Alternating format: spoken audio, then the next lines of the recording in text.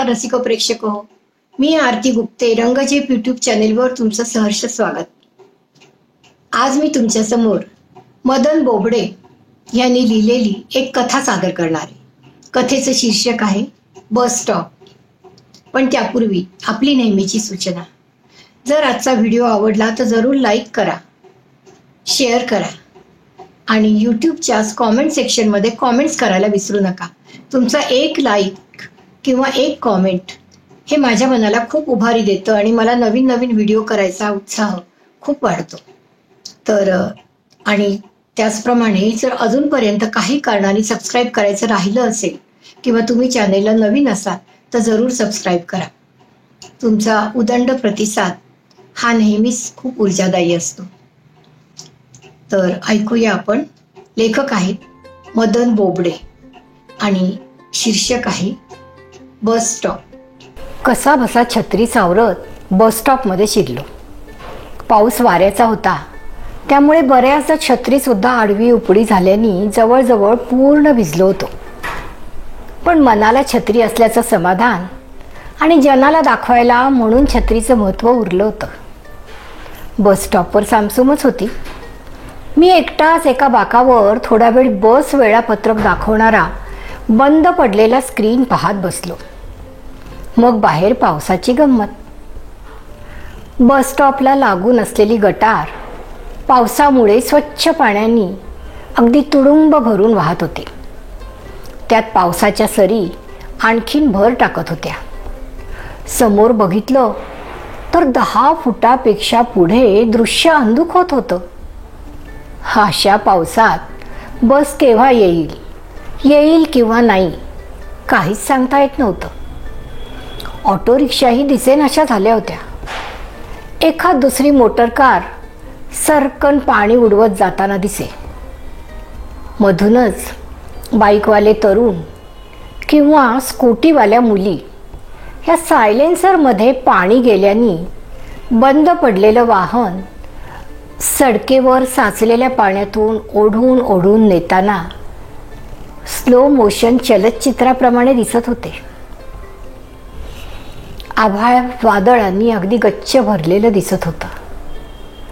मधूनच असं म्हणतात लक्कन वीज चमकून त्यानंतर मागोमाग कानठळ्या बसवणारा वादळी गडगडाट व्हायचा आणि ह्या सर्व पावसाळी गोंधळाला एक वेगळाच कल मिळायचा।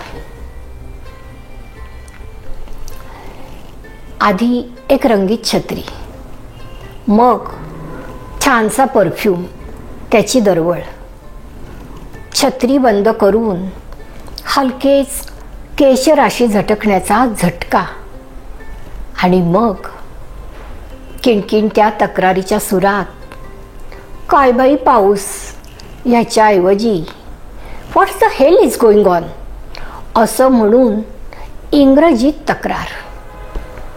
एकंदरीत त्या सुंदर तरुणीच्या हावभावावरून तिला मुंबईच्या पावसाची अजिबात सवय नसल्यासारखं वाटलं। पण त्याहीपेक्षा छत्री घेऊन असं बस स्टॉपवर यायचा प्रसंगही तिच्यासाठी अजिबात नेहमीचा वाटत नव्हता असा मी अंदाज बांधला। कारण तिचा पेहराव, मुख्य म्हणजे अगदी टोकदार आणि चांगल्यापैकी उंच हिलची सँडल, ते नेहमी बसनी प्रवास करणाऱ्यासाठी अजिबातच सोयीस्कर नव्हतं आणि बोलण्याचा तोराही चुगली करणाराच होता। छत्री बंद करणं, केस झटकणं आणि राग काढणं ह्या सगळ्यामध्ये बाईसाहेबांचा तोल बिघडला आणि अगदी फिल्मी स्टाईलमध्ये पडून पडता पडता मला वाचवावं लागलं। पण त्याबद्दल समोरून नुसतं आपलं इट्स ओके असं म्हणून विषय संपवण्यात आला आणि मग पर्समधून मोबाईल काढला गेला। आजकाल हे बरं झालंय नाही, म्हणजे स्वतःला बिझी दाखवायला म्हणा किंवा स्वतःला जर एकांत हवा असलाच तर मोबाईल काढावा, कॉल लावल्याचा अभिनय करावा, खोटं खोटं बोलण्याचा अभिनय करावा. नाही, पण तिने मात्र खरोखरच कुणाला तरी फोन लावला होता आणि चाललेल्या संभाषणावरून माझा अंदाज अगदी बरोबर होता हे कन्फर्म झालं.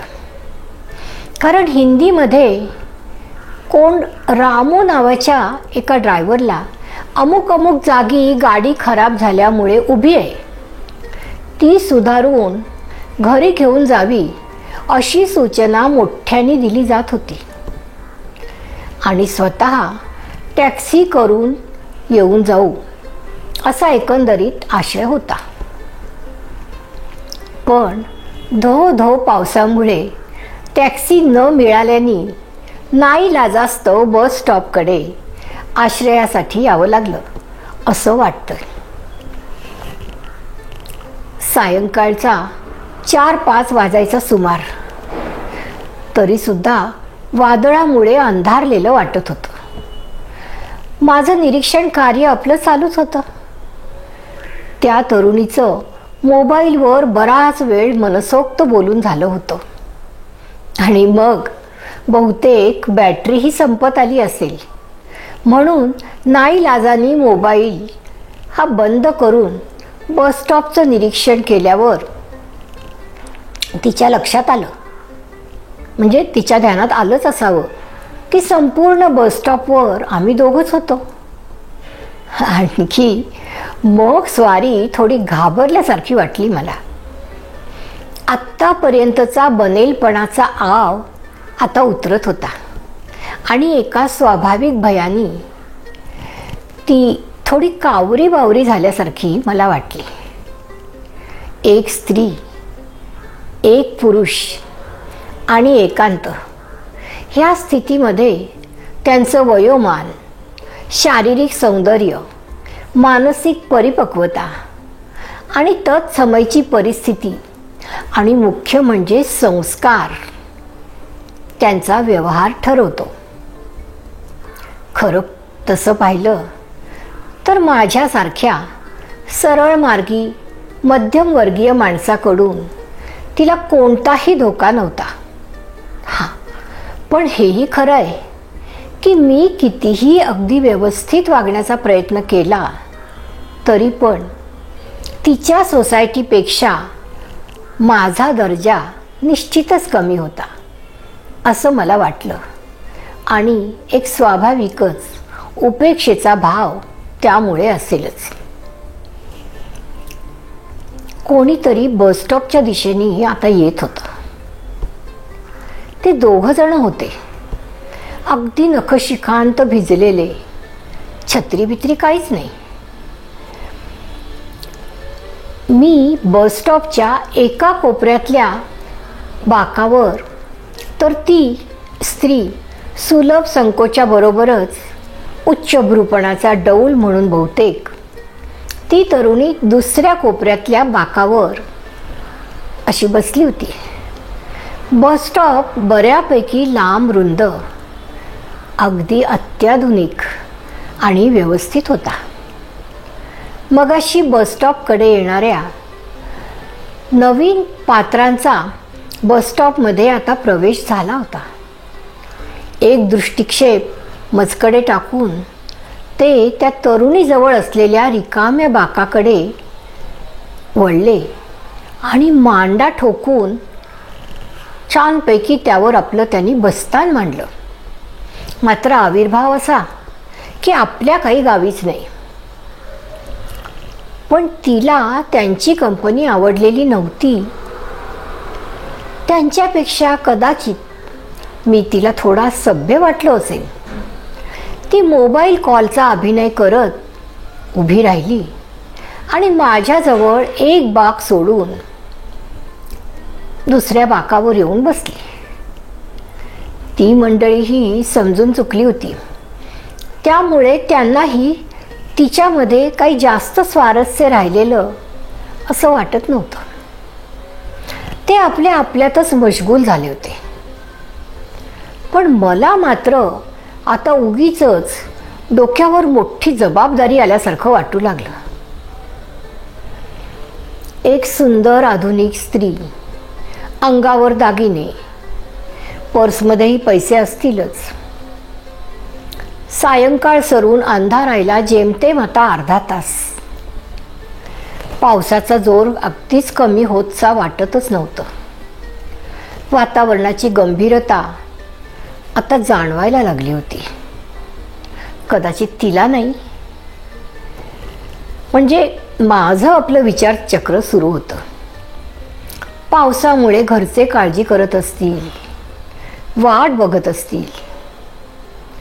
मोबाईलचं चार्जिंगही तर संपलेलं. परत त्या मुलीचा विचार मनात आला. समजा माझी बस लवकर आली तर ती तरुणी एकटी राहणार. रात्रीची वेळ, एकटी तरुणी आणि ते 2 गुंड. नाना विचार मनात येऊ लागले. पण मी किती वेळ थांबणार? त्या मुलीला कुठं जायचं असेल? तिला बसबद्दल काही माहिती तरी आहे की नाही? थोडं माझ्याशी बोलली तर जरा क्लिअर करता येईल. माझी आपली मनातल्या मनात घालमेल चालू होती. उगीचचा ताप. ऑफिसमध्ये चांगला कलिग अगदी घरापावे तो ड्रॉप करायचं म्हणत होता.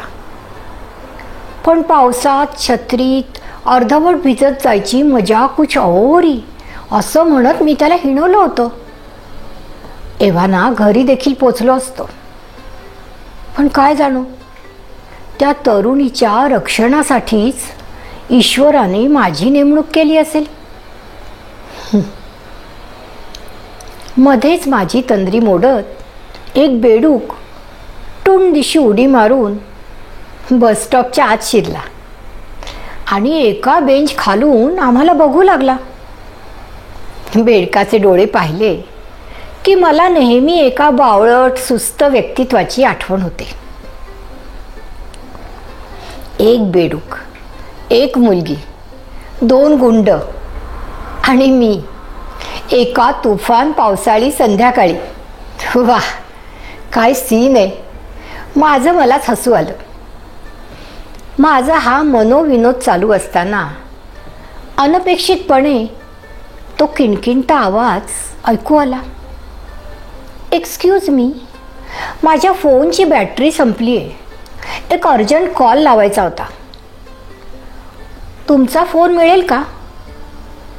मी तंद्रीतून जागा झालो आणि थोडा वेळ ती काय बोलली हे समजायचा प्रयत्न केला आणि शेवटी सांगितलं की माझा मोबाईलही पूर्णपणे डिस्चार्ज झालेला आहे. ती ओ शिट असं म्हणून फणकाऱ्यांनी रेलिंगजवळ जाऊन उभी राहिली. पण वाऱ्याचा पाऊस भिजवायला अगदीच तत्पर असल्याने ती पटकन मागेही सरकली. पण मी मात्र हा तार सोडायचा नाही हे ठरवलं. खरं सांगू का, मलाही अर्जंट कॉल लावायचा आहे. घरी सगळेजण वाट बघत असतील आणि हा पाऊस केव्हा थांबेल, केव्हा बस येईल किंवा नाही येणार हे काहीच कळेन असं झाले. If you don't take it otherwise. तुम्हाला कोणत्या बाजूला जायचे? नाही, म्हणजे समजा एखादी शेअरिंग रिक्षा दिसली तर त्याला सांगायला सोपं राहील. ए mister, behave yourself. Don't try to play smart. तुमच्यासारख्या लोकांना मी चांगलं ओळखते. आणि कडवट तोंड करून ती बाजूला झाली. मी मनात म्हटलं, बरंच झालं. मी आपला चांगल्या मनाने माझा प्रयत्न करून बघितला. पण तिला जर माझ्या मदतीची काही गरजच नाहीये तर मग मी तरी कशाला उगीचच ताण घ्यावा. आमचं हे संभाषण ते दोघे गुंड अगदी लक्ष देऊन पाहत आणि कान लावून ऐकत होते. हे स्पष्टच होतं. मॅडम, मोबाईल का बैटरी खत्म हुआ क्या, तो ये लीजिए असं म्हणून त्यांच्यापैकी एकाने आपला मोबाईल पुढे केला. पण एक तिरस्कारपूर्ण उपेक्षित दृष्टीने पाहत तिने नकारार्थी मान डोलावली. तिची आपले शब्दही त्या गुंडांवर खर्च करायची तयारी नव्हती. तसं मला बरंच वाटलं. किती झालं तरी ती आपलं स्टेटस मात्र सांभाळून होती. आणि आता मात्र पावसाचा जोर आणखीनच वाढला होता. परत नव्या जोमाने त्यांनी पडायला सुरुवात केली होती.